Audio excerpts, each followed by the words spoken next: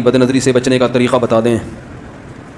سب سے پہلے تو نکاح ہے۔ نبی صلی اللہ علیہ وسلم نے فرمایا، بخاری مسلم کی حدیث ہے، یا معاشر الشباب من استطاع منکم الباءۃ فلیتزوج فانہ اغض للبصر، اے نوجوانوں تم میں سے جو نکاح کی استطاعت رکھتا ہے وہ نکاح کر لے، اس لیے کہ یہ نکاح کو جھکانے کی سب سے زیادہ طاقت نکاح میں ہے۔ اب حدیث کے الفاظ دیکھو، اغض یہ کمپیریٹیو ڈگری ہے، اس میں نگاہ کو جھکانے والی جتنی چیزیں ہیں ان تمام چیزوں سے کمپیئر کیا جا رہا ہے۔ نگاہ کو جھکایا جاتا ہے جب انسان تبلیغ میں وقت لگاتا ہے تو بھی نگاہ جھکنے کی صلاحیت پیدا ہوتی ہے، اہل اللہ کے بیانات سنتا ہے تو بھی نگاہ جھکنے کی صلاحیت، اللہ کا خوف، محاسبہ، مراقبہ، یہ تمام ایسی چیزیں ہیں جن سے انسان میں نگاہ کو جھکانے کی صلاحیت پیدا ہوتی ہے۔ تو آپ صلی اللہ علیہ وسلم نے ان تمام چیزوں سے کمپیئر کیا نگاہ کو، فرمایا تمام چیزیں ہیں مگر سب سے زیادہ طاقت نگاہ کو جھکانے کی کس میں ہے؟ شادی میں، نکاح میں۔ یہ حدیث ہے، اغض کمپیئر کیا جا رہا ہے، جیسے نا گڈ بیٹر بیسٹ، بیٹر کا مطلب بیٹر دین فلاں فلاں فلاں، تو تمام چیزوں کو ایک طرف ان سے زیادہ، تو سب سے زیادہ پاورفل چیز نکاح کو جھکانے کی کون سی ہے؟ نکاح۔ نامحرم سے نکاح جھکانا چاہتے ہو تو نامحرم سے نکاح کر لو، اور لاجیکلی بھی ایسا ہی ہے۔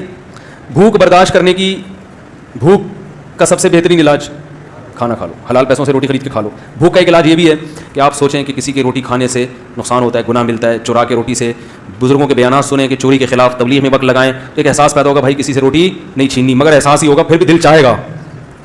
سب سے بہتر حل کیا ہے کہ حلال کماؤ، روٹی خرید کے کھا لو، پیٹ بھر جائے گا۔ تو تبلیغ والے پھر اگر کوئی دنیا دار آدمی کہے گا بھی نا کہ حرام روٹی کھاؤ تو بھی آپ نہیں کھاؤ گے، بولے گا یار جب حاجت ہی نہیں ہے۔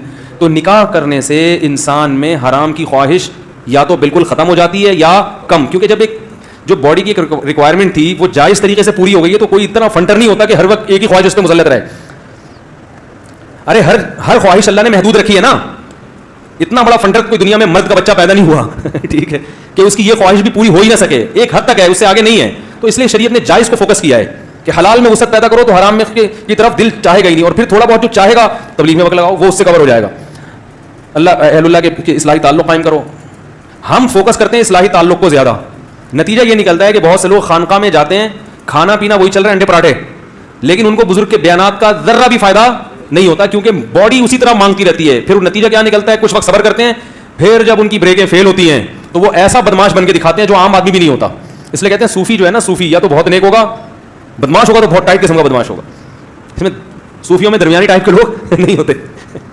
تو یہ ہے۔ اور اگر نکاح کی طاقت نہیں ہے، طاقت نہ ہونے کا مطلب کیا ہے؟ نکاح کی طاقت کہ کوئی رشتہ دینے کے لیے تیار ہی نہیں ہے، مل ہی نہیں رہا، تو پھر یہ نہیں ہے کہ پیسے نہیں ہیں، پیسے ہیں اور رشتہ نہیں مل رہا تو بھی نکاح کی طاقت نہیں ہے۔ پیسے نہیں ہے اور رشتہ مل گیا، لڑکی آپ کی غربت میں آپ کے ساتھ رہنے کے لیے تیار ہو گئی تو طاقت ہے نکاح کی، کیونکہ نبی نے ایسے صحابی کا نکاح کرایا جن کے پاس ایک لنگوٹی کے سوا کچھ بھی نہیں۔